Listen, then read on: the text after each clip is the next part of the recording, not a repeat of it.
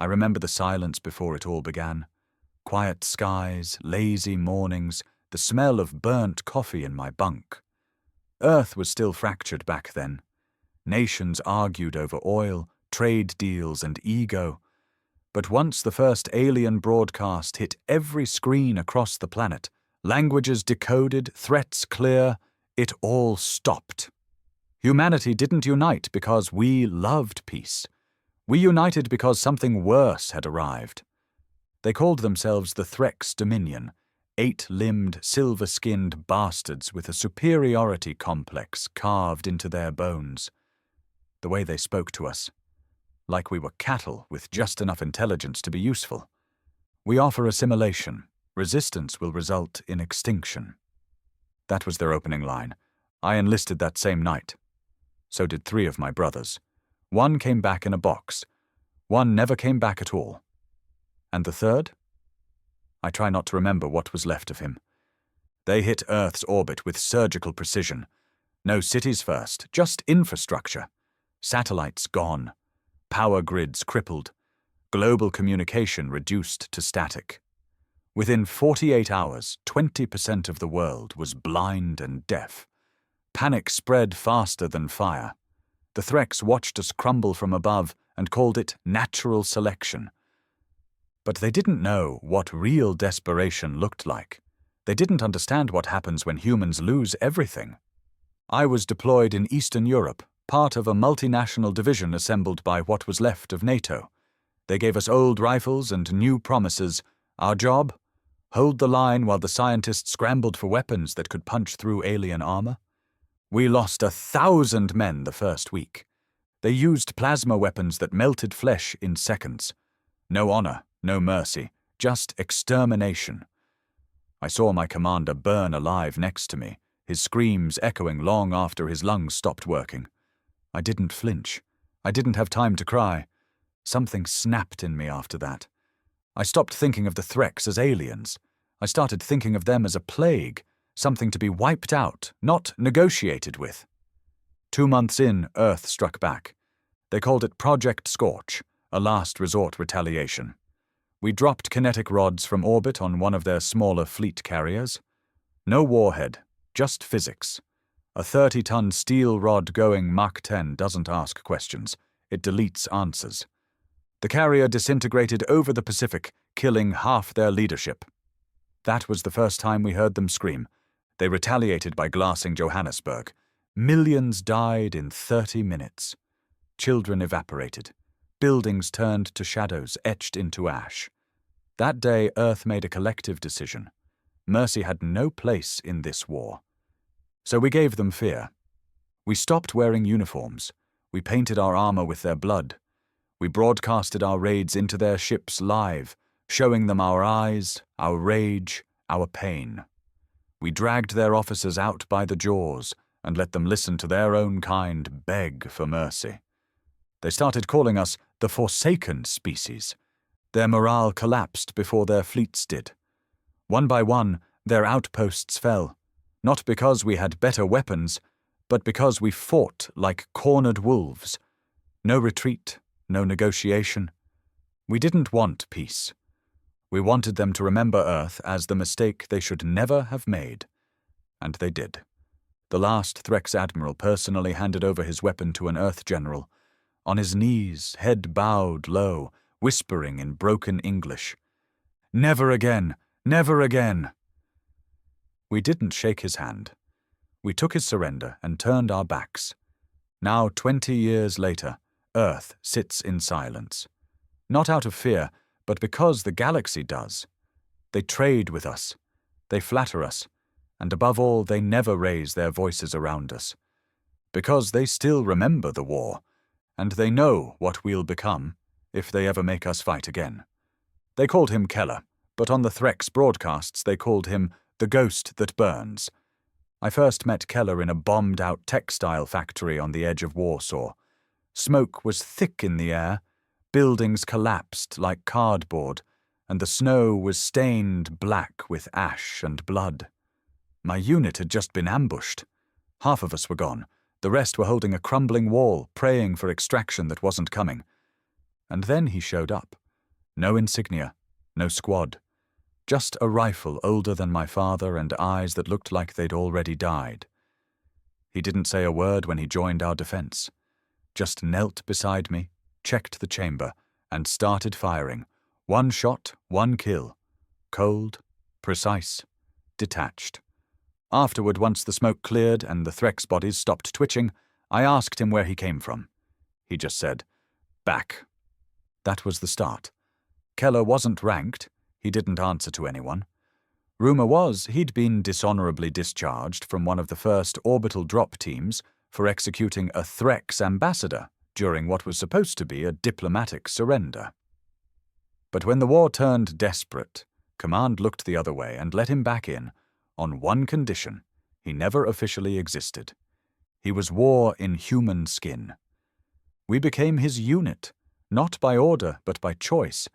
Men followed him because dying next to Keller felt better than surviving without him. Our mission came 3 weeks later. A black op, buried under a mountain of redacted files and silence. They dropped us behind Threx lines, deep in the remains of Berlin. Their command post had burrowed into the metro tunnels, hidden, shielded, protected by alien tech we couldn't jam or hack.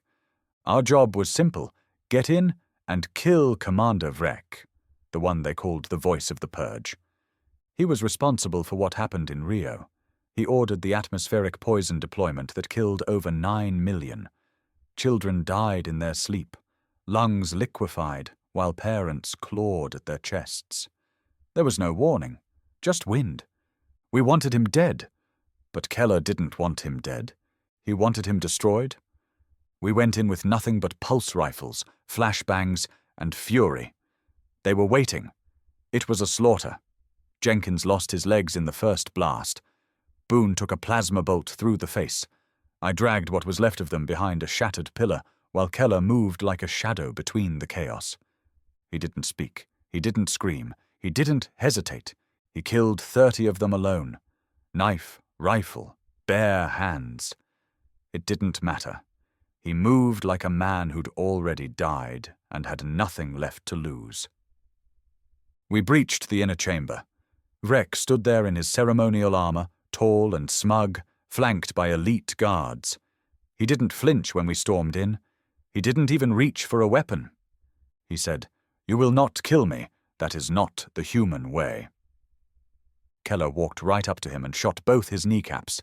Then he said, "You don't get to tell me what my way is." What followed wasn't an execution. It was a statement. Keller made sure the Threx command watched live, broadcasting Vrek's final moments back to their High Council. No edits, no filters, just raw, bleeding truth. He carved their pride into pieces. That night, we didn't exfil. We didn't hide. We waited. And when they sent reinforcements, we killed them all, left their bodies in a circle around what was left of Vrek. It wasn't just war anymore. It was terror, the kind only humans knew how to wield, the kind that left stains on your soul that never washed out. The next week, 3 Threx sectors declared neutrality.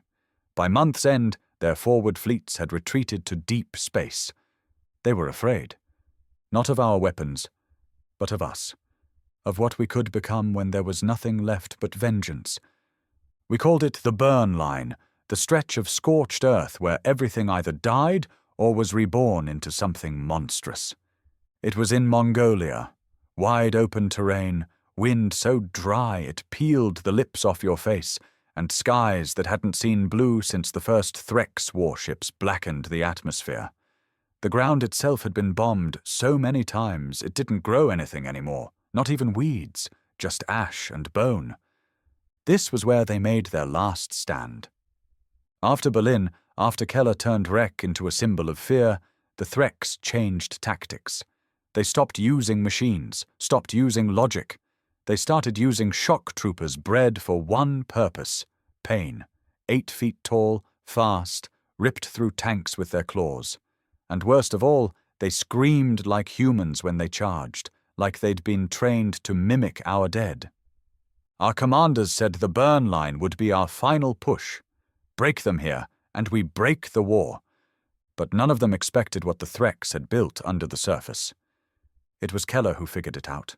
He'd been quiet for days, staring too long at the horizon, talking less than usual, which was saying something.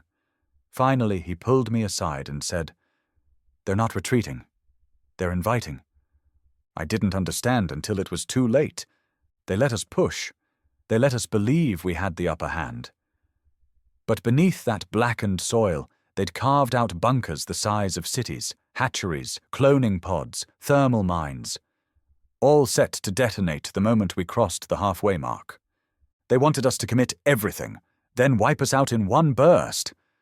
And we almost did. On day 1 of the Burn Line assault, Earth threw everything at them. Skyborne artillery, railgun tanks, even the last of the spaceborne orbital platforms dropped low for direct fire. The air was so thick with death that some men suffocated just from standing still too long. But we kept moving.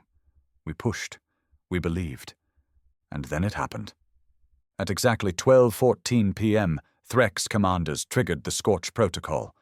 The ground exploded in a wave of heat and fire that bent steel and melted men where they stood. Whole divisions vanished in a second, nothing left but shadows burned into rocks. I was lucky. I'd paused to reload behind a downed mech. That 2 seconds saved my life. But not Boone. Not Teller.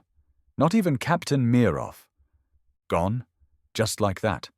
We were surrounded, burned, cut off, and worst of all, trapped in the kill zone. But Keller? He didn't break. He said, "You wanted our blood? Come get it. But I swear, you'll drown in it." And then we fought. 300 of us, broken and half-blind, against 10,000 shock troopers and bioengineered nightmares. I still remember the moment they charged, their screams, that high-pitched human mimicry. It paralyzed some men, made others cry, but not Keller. He pulled out a stolen plasma blade, tore off what was left of his helmet, and ran toward them. Alone. The line didn't break because of orders. It didn't hold because of tactics. It held because one man made a choice not to die lying down. And we followed him.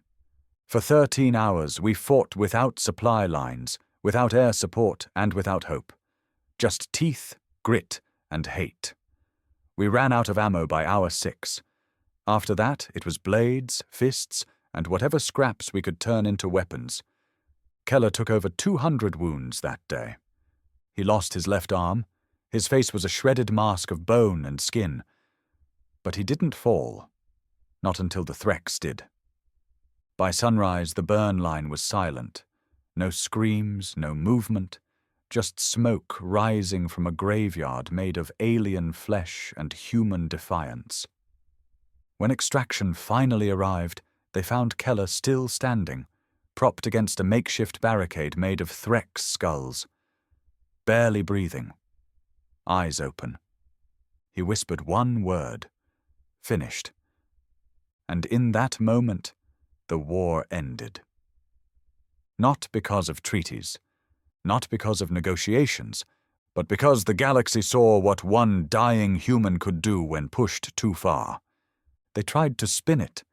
The politicians, the Earth Council, the press that still existed in crumbling corners of the world, they wrapped the Burn Line massacre in shiny words. Heroic defense. Last stand of the brave. Humanity's triumph. But those of us who bled there knew the truth. It wasn't triumph. It was a warning. The footage leaked. It always does. Some soldier with a cracked helmet cam-uploaded what he'd seen. Keller wading through Threx bodies, his severed arm hanging by muscle and skin, eyes dead but still burning. The screams, the gore, the desperation. The galaxy watched in silence. And then it changed. 2 weeks after the Burn Line, the Threx High Command did something they'd never done before. They sued for peace. But not the kind you read about in textbooks. This wasn't a negotiation. This was surrender, on their knees, unarmed, shaking. They didn't even ask for terms. They begged Earth to right them. Keller was flown to Geneva in a military-grade life support rig, half machine, half ghost. The medics said he shouldn't even be alive, that his body was more scar tissue than man. But he was. The council wanted him there when the Threx emissary arrived, some soft-skinned bureaucrat wrapped in ceremonial cloth, eyes wide with fear the moment he saw Keller. He didn't speak, didn't offer hands. He just dropped to both knees and whispered, "So we never forget." The treaty was signed the next morning, not with gold pens or holographic seals, with blood taken from both species. A symbolic act, sure, but everyone knew whose blood meant more. Earth demanded reparations, technology, territory, control of former Threx colonies. They gave us everything. No argument, no delay. They just wanted to live. Other alien empires noticed. The Hervek Dominion withdrew from contested space before Earth even knocked. The Vezeri Coalition offered defensive pacts and trade routes unasked. Even the Solak, who'd once considered humans a curiosity, started broadcasting their reverence, the species of flame. It wasn't respect. It was fear, plain and simple. Fear of what Earth had become, what Keller had shown them. But fear has a cost, and not everyone on Earth was ready for what came next. We weren't built for dominance, we were built for survival. And now, with no war left to fight, some men didn't know what to do. Soldiers wandered the ruins like ghosts, unsure if they were still heroes or just tools that outlived their use. Keller disappeared 3 days after the treaty, slipped past security, off the grid, into the wilds of Eastern Europe. No one stopped him, no one dared. Some say he died alone in a cabin built from scavenged Threx metal. Others claim he was taken by a Black Ops branch that keeps him frozen, just in case Earth ever needs him again. Me? I think he walked until he couldn't anymore, then just sat under a blood-red sky and let the silence finally take him. But the galaxy never forgot. Every year, without fail, the Threx hold a silent march across their cities, heads bowed, hands tied behind their backs. Not as penance, as reminder. They still fear waking the beast they once provoked. And who could blame them? Because now they know. Earth doesn't bluff. Humanity doesn't forget. And war is not something we wage. It's something we become. Peace was supposed to feel like a sunrise, warm, calm, hopeful. But for us, it felt more like a hangover. Bloody knuckles, shaking hands, and a room full of silence we didn't know how to live with. The galaxy handed us the keys after the war, not out of respect, out of desperation. The old human governments tried to rebuild something like order. They called it the Unified Earth Accord. Sounded noble, felt hollow. Flags disappeared, borders blurred, all under one banner held together by the fact that no alien dared to defy us. But the truth? It was still chaos. Just now, we were the ones at the top. The Accord tried to play nice, diplomacy, trade, peacekeepers in the colonies, cultural exchange with species that had tried to wipe us off the map 2 years prior. But the soldiers, we hadn't forgotten. We couldn't. You don't see your brother melted alive, then shake hands with the things that did it. Not unless something's broken inside you. I was stationed on Threx too, one of the surrendered colony worlds. Now a protectorate, which was Earth speak for occupied without mercy. I was part of the oversight force. Uniform looked clean. Badge looked official. But all we really were, enforcers. The locals didn't resist. They wouldn't dare. But they hated us. You could see it in their posture, hear it in the way they clicked their language, just slow enough to seem polite, but sharp enough to sting. And our men, most of them hated back. They took Keller's silence as gospel. Never forgive, never soften. The burn line had etched itself into our bones.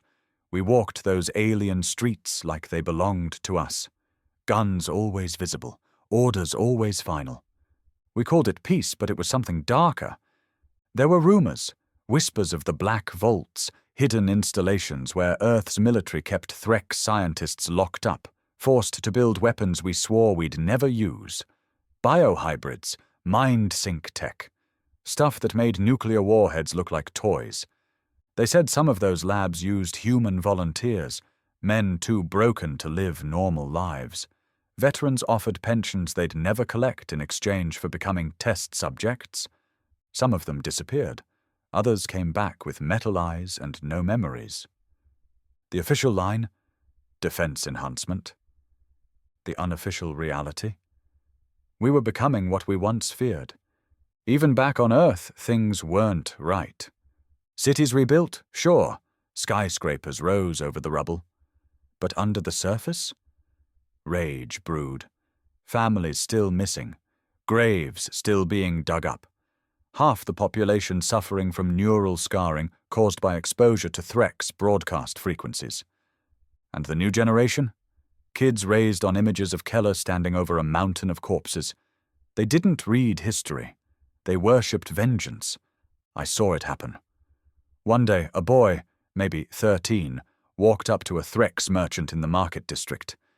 He looked calm, said nothing, then pulled a shard of sharpened glass and sliced the alien's throat open like it was nothing. Didn't flinch, didn't run. Just stood there, covered in blood, until we dragged him off. When asked why he did it, he said, "My grandfather died in Johannesburg. This was justice." We didn't punish him. We couldn't, because half the barracks agreed with him. That's when I realized the war hadn't ended. It had just changed shape. Now it lived in our minds, in our bones, passed down like a sickness from one generation to the next. We won, yes, but we never came home. Because there's no home to return to when you've turned victory into your identity. It started small. A memo here. A soldier gone AWOL there. An encrypted file that didn't delete like it was supposed to. The kind of details command usually buries without effort.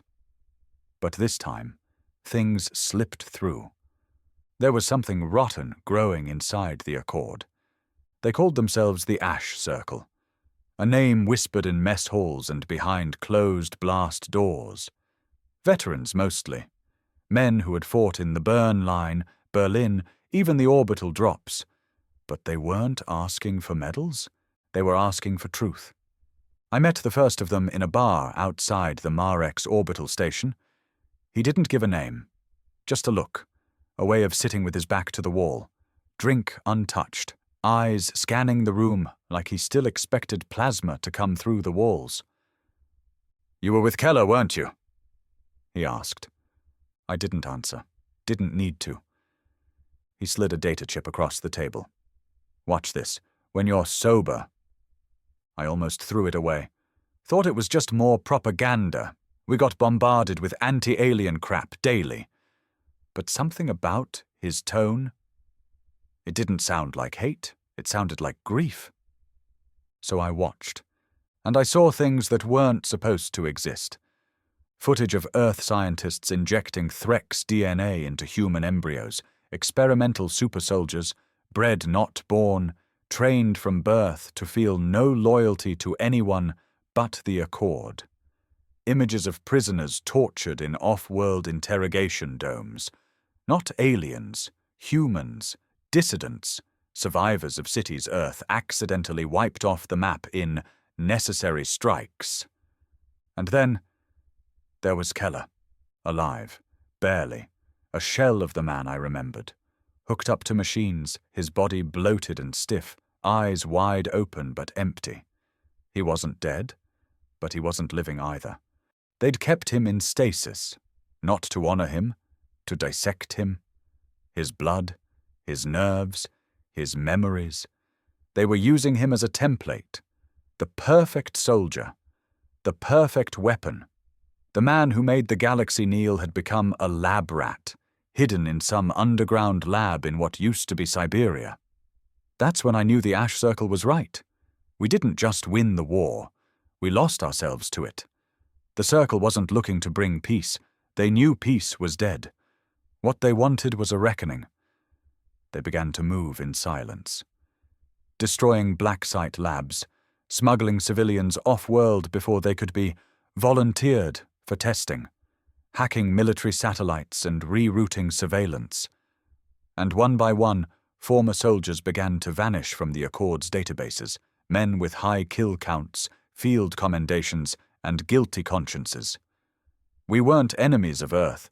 We were its last line of defense, from itself.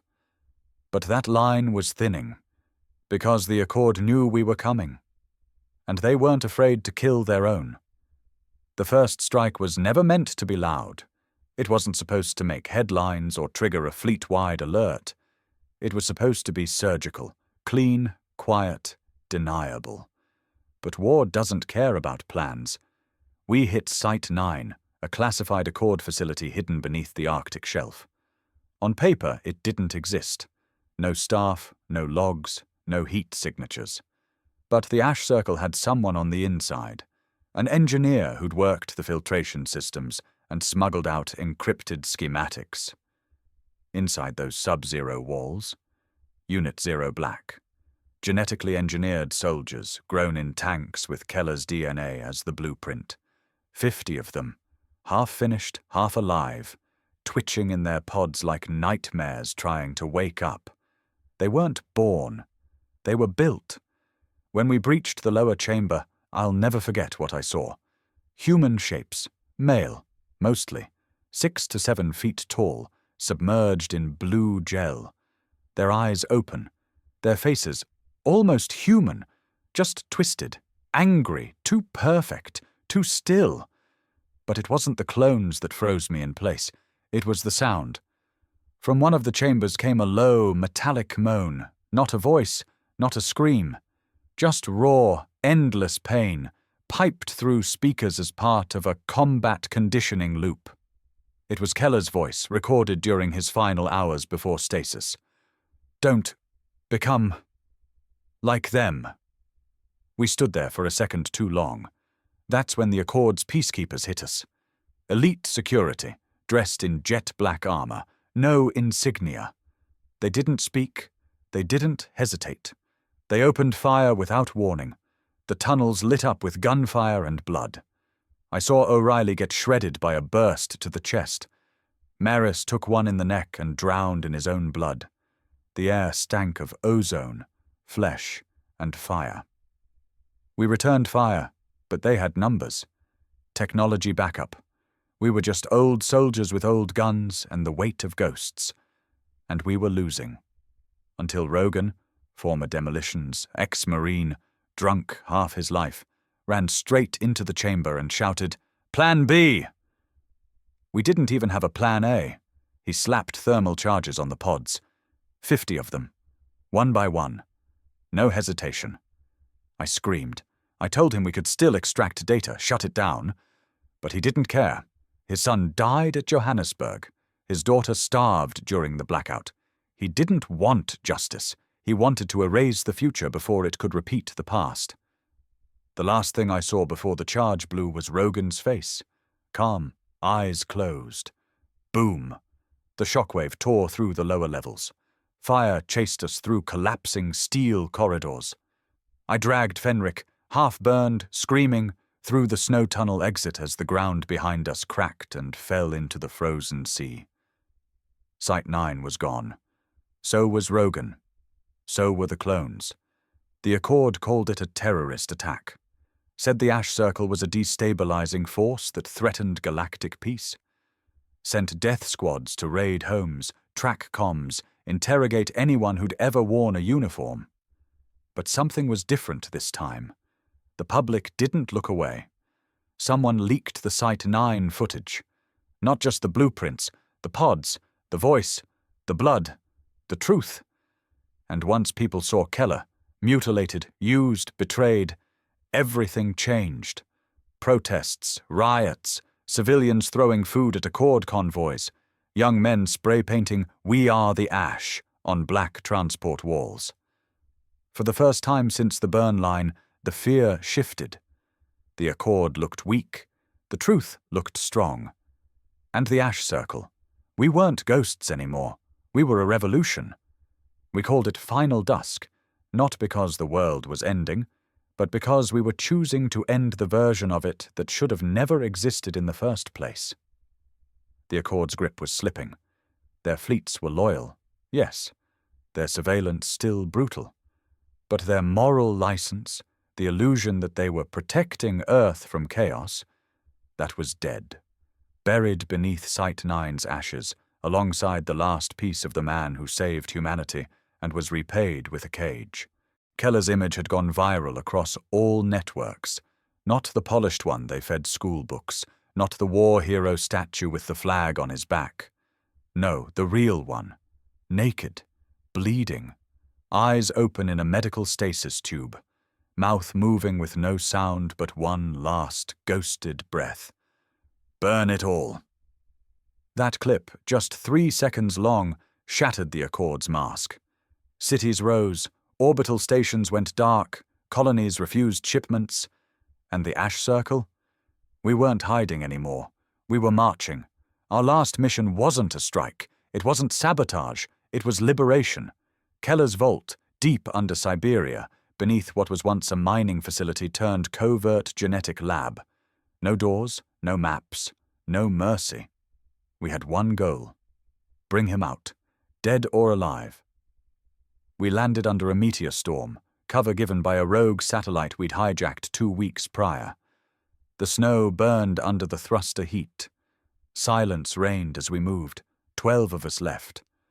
All that remained of the original Ash Circle. Inside, we met the future Earth was building.